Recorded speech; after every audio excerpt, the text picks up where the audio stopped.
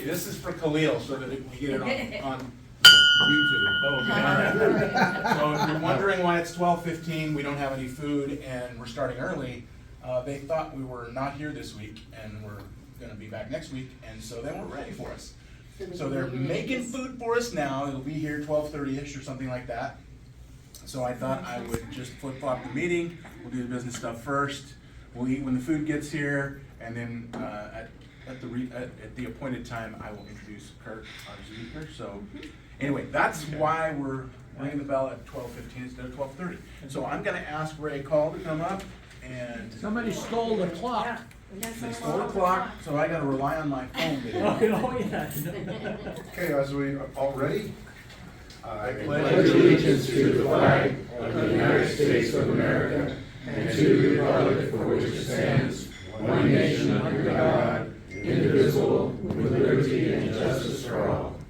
Okay, of the things we think, say, or do, number one, Is it true? Number two, Is it fair to all concerned? number three, Will it build goodwill and better friendships? and number four, Will it be beneficial to all concerned? So I'm really shocked that this month, that somebody didn't come up with this as, for thought of the day, but every year, March is designated Women's History Month by presidential proclamation.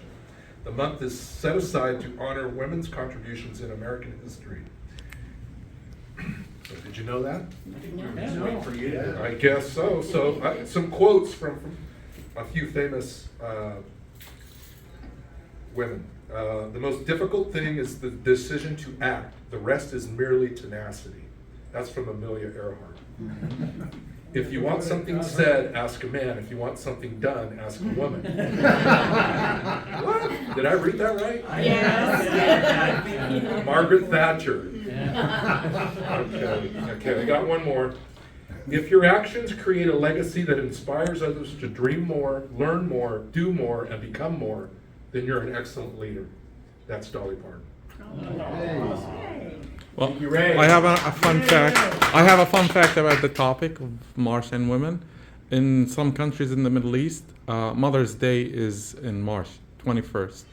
Oh, okay. Yeah. There you go. Good one. Well, Have a seat. you may sit down, yes.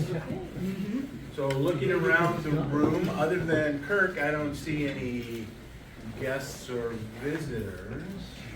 They all thought it was dark. So yeah, I don't know.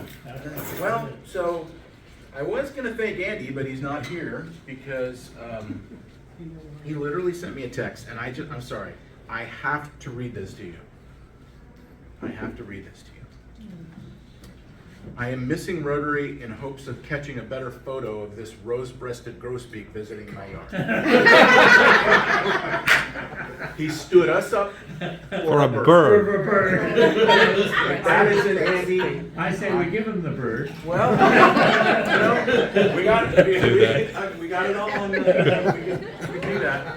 But I did want to thank Andy, for filling in for me last week.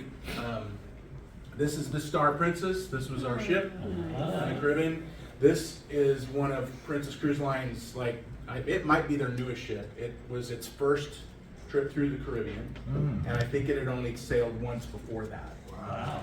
The other picture's your wife before she locked the door and left you out. Well, speaking of March and women, I would say not my princess, but my queen. Her birthday was the day after we got there, so we decorated the door for her happy birthday. So happy birthday to Kim. Nice. It was fun.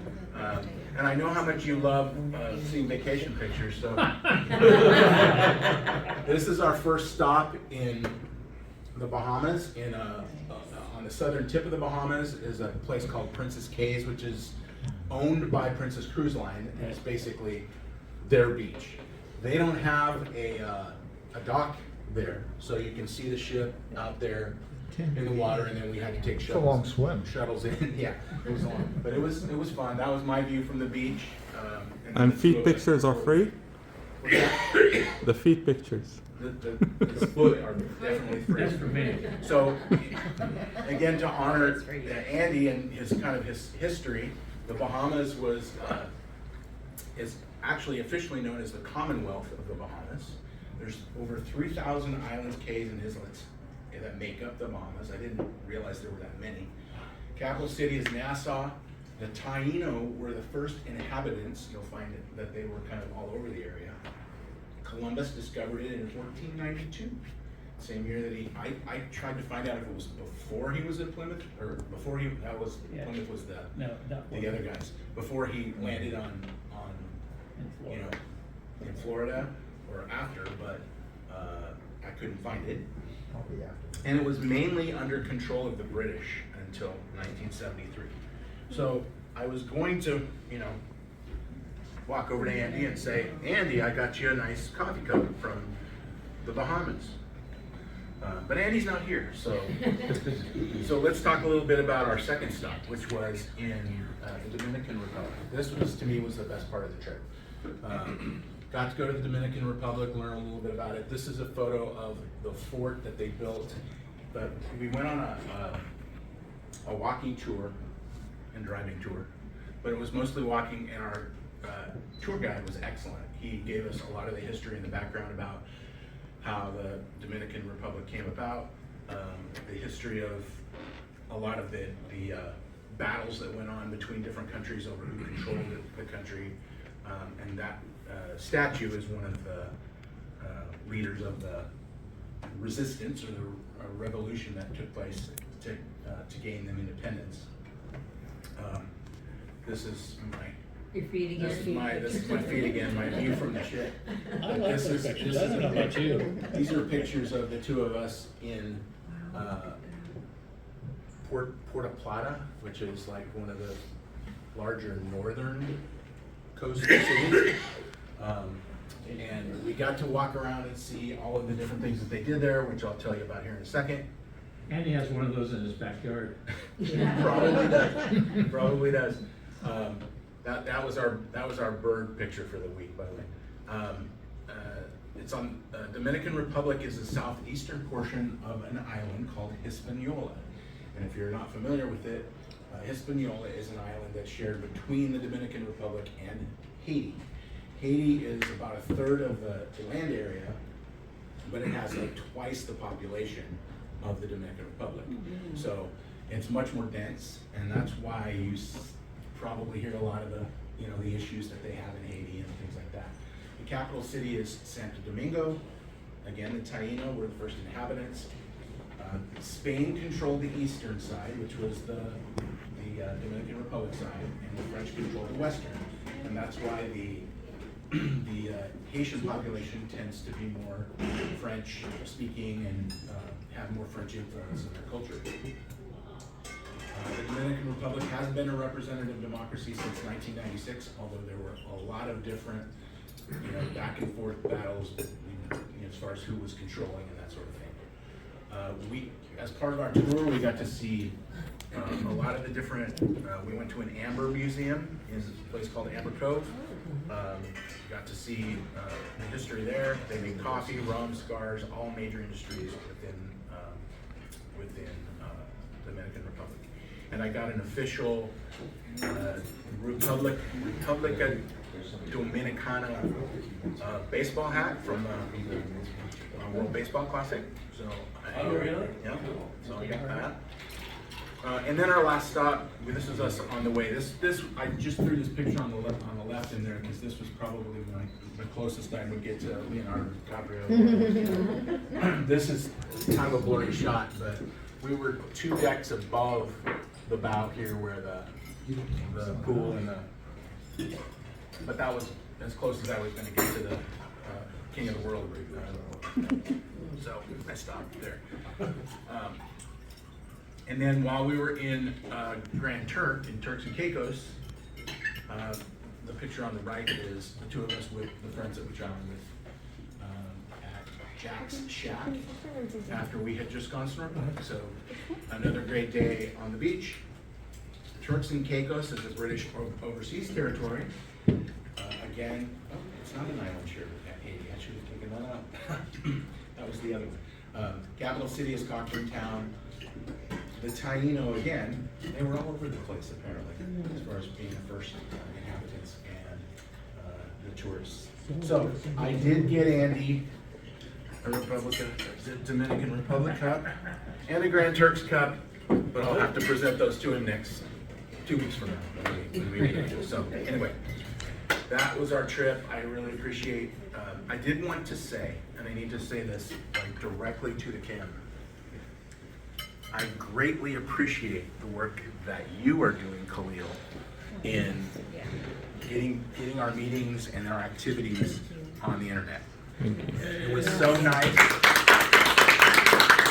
It was so nice for me to be able to see what you guys were doing, even though I was highly disappointed in Andy's control of the backboard when Shelly was throwing Paul at the basket. But it was great to see that we're out there, right? And I just wanted to say thank you for doing that. And we're going to do everything we can to kind of continue to promote that. He did ask me earlier today if we could get members to subscribe to our channel. If we do subscribe, then we have the ability to actually do the meetings live. We can actually stream them live, as well as put the recordings up there. So we'll want to try to improve our, and maybe some of this is going to be getting better equipment so that he doesn't have to stand here like this for the whole meeting, whatever, do what we can to make it easier to do that, and get, I do have a microphone that we can use that might help with that, but we'll figure out all those details. But I did want to point that out because I think it's been very helpful, in us moving to probably where we should have been 5 years ago. So, all right. That said, it's sunshine time, and go ahead and eat. Just feel free to eat while we're working our way through this. Anybody have? I'll throw my mine in by. You heard my story as far as the trip, so I'll throw in some cash for that. Anybody else have anything to share? Yeah, right here. You're great. Thank you so much. Appreciate it. Joe. Does anybody know what happened to the guy that invented the knock-knock joke? He got knocked down. He won the Nobel Prize. Well,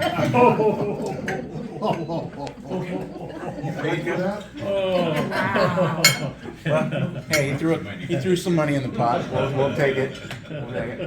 Okay, so last week, Gary and Rhonda and I were in Bodega Bay, and it was glorious. We rented a house at the golf course, views forever, and just had a wonderful time.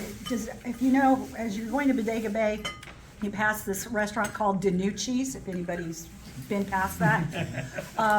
And we thought, okay, let's give it a go. In Valley Forge. And it was really good. It was good Italian food, and we barbecued one night and just had a great relaxing time. So it was really fun.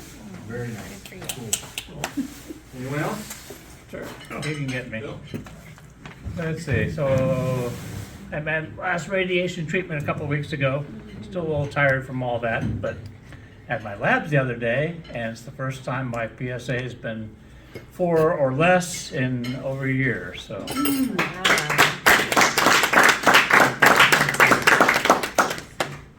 Very good. Yep. Well, it's nice to see you without the hat and your hair coming back. I know. You're starting to look like I the was old Bill again. I had talked to my brother today, and I actually have more hair than he does now, so it was really good. You'll always have more than I do. Well, yeah. All right. Anybody else? Okay, very good. Thank you guys for that. So Andy and I think Richard, right? Did you guys go to the hearing? We did. Can you give us a little short, kind of what happened? And It was the easiest volunteer job I've ever had. okay, good. No, it was really interesting. They had quite a few people attending. They had 4 different sessions with anywhere from 35 to 60 per session for the health health checkout, primarily on hearing. Okay. So, yeah, but we got, at our table, we got some interest from students, actually some student leaders who were not aware of the Rotaract connection with the UOP, which we made them aware of and gave them contact information and how to pursue that. Met people from Stanford that didn't know about Rotary and kind of educated them about it. District governor was there, and also the president for the General Town Club was there. So it was good. It was a good time. I just didn't work too hard. So Well, man, that was nice. They said just send a couple of guys and we'll use them where we need them, so apparently they didn't need you that much, which is great. Alrighty, okay, so real quick, upcoming events, we've got Kirk today. We've got the rowing rivalry on Saturday. Bill, did you want to mention anything specific about this? Well, I sent out invitations for everybody to join. We've got enough volunteers. We'll be serving they serve breakfast and lunch to the kids, the rowers. So we'll be helping with that, and then helping with the special ed kids to get on the rowing machines, and it should be a fun event. I mean, it's pretty unstressful for us. Okay. We're supporting them in the fact that we're giving them money for prizes and hats, and the hats will include our Rotary logo on them, so, yeah. Should be publicized a little bit. One little follow-up on the UOP thing. So Andy and I were talking a lot, and I'm a patient. I've got my hearing aids at UOP for a long time. And he's having hearing problems. So kind of coerced him, twisted his arm, convinced him to go Get his own hearing check? Yeah, and they found a problem. And he's following up on it now, so. Well, Anyhow, that was worthwhile. hey, That was the best part. that made it worthwhile. Yeah. Okay, cool. All right, so yeah, those of us, and I think Thursday night, Bill, is the little short Zoom meeting that they're gonna do, training, tell us what we need to do for those of us who are gonna be involved on the thing on Saturday, early part of the day. Then later, part of the day, on Saturday, we'll be at Chris's house, right? And Ray? The whiskey tasting, the focus this time will be on single malt, American single malts, which are unusual. Ireland and England, most everything they do is single malts. America, we don't use that grain. We use corn mostly to make bourbon. So they're different. They're kind of like a butterscotchy, gingerbread kind of flavors. And then cigar batches, which they're made to go with a cigar, but I'm not gonna be smoking a cigar. They're unusual because they put them in, they age them in like cognac casks or port casks or combinations of sherry and port and cognac and armagnac and that kind of stuff. Gives them very unusual flavors, but really, really quite tasty. So that's what we focus on, and I do have a special one in there. It's a rice whiskey. Very interesting. Okay, well, I'll be there. Okay. As will a number of the rest of us. So Chris, if you need any details, hook up with Ray, you guys can kind of coordinate. But what time did we say, by the way? Did we? I would pick 5 o'clock. Want to do 5 o'clock? Well, Is that okay?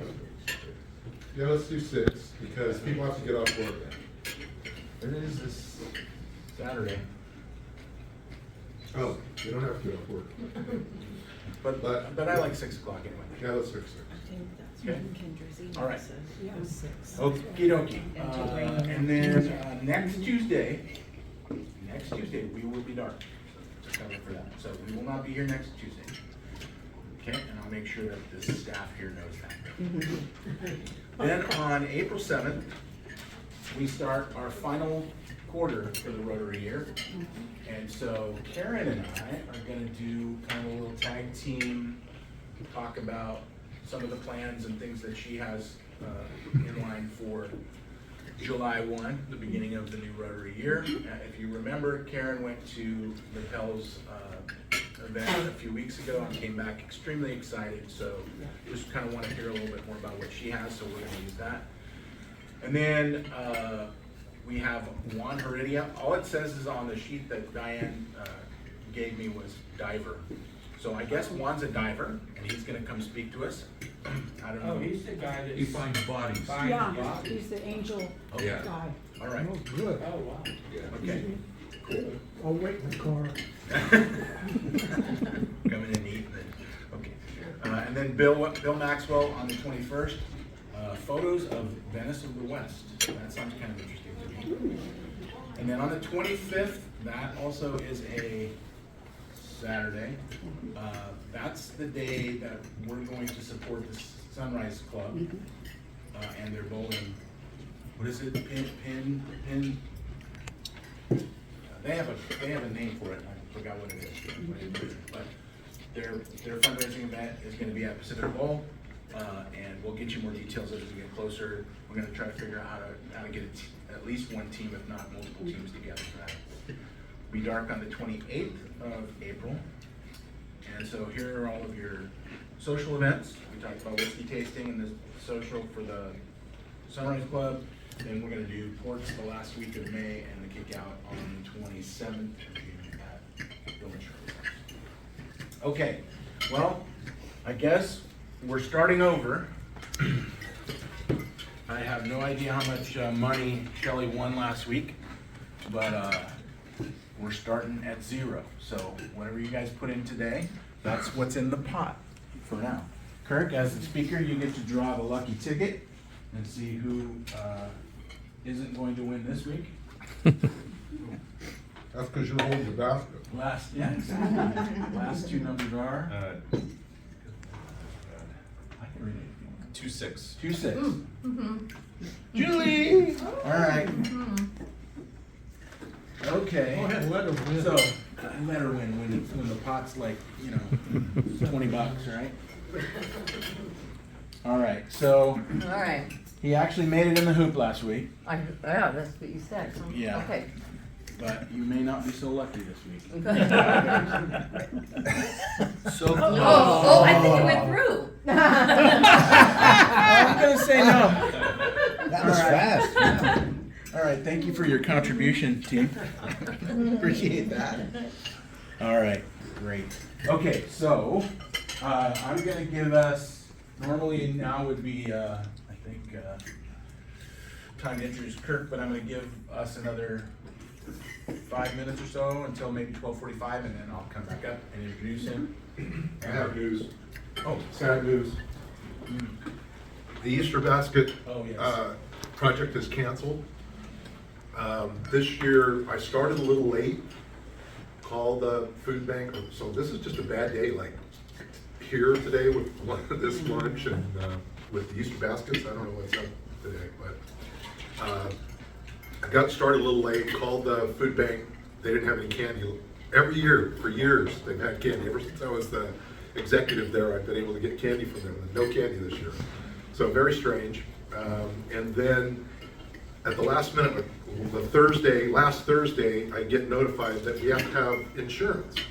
So I'm like freaking out. So I called Diana Barton. How do I cover us for insurance? She tells me how. Piece of cake. We needed a W-9. I got that. So we had everything. Turned it all in. We were good. Solid. And then they come back and she says the county wants workers' comp insurance for our volunteers. I'm like, what is this? I've never heard of this for volunteers. So over the weekend, I was trying to figure out what to do. And I got in contact with Rotary International, and asked them, and they were saying, well, you have to do it locally. You have to get it by yourself. We don't cover that. So this morning I called Joe, and Joe reacted the same way I did. What the hell is that? But that is like total overkill. And if we can't do it for one day, you can't get workers' comp insurance for one day. And if we buy it, in order to do this, we'd have to buy it for the whole year, and it might cost us $800 to $1,000 to add it. So it's not going to happen. So this morning I was thinking, Carmen and I have been back and forth because she's really sad that it's over, and of course we are too. But I asked her, the last question I asked her, and I haven't got an answer yet, is, well, what if we did it? What if we loaded the bags off-site? I think that might be the problem, that we're on their property loading these bags up. So if we bring them to them, or they come and get them, I don't think it'll be a problem.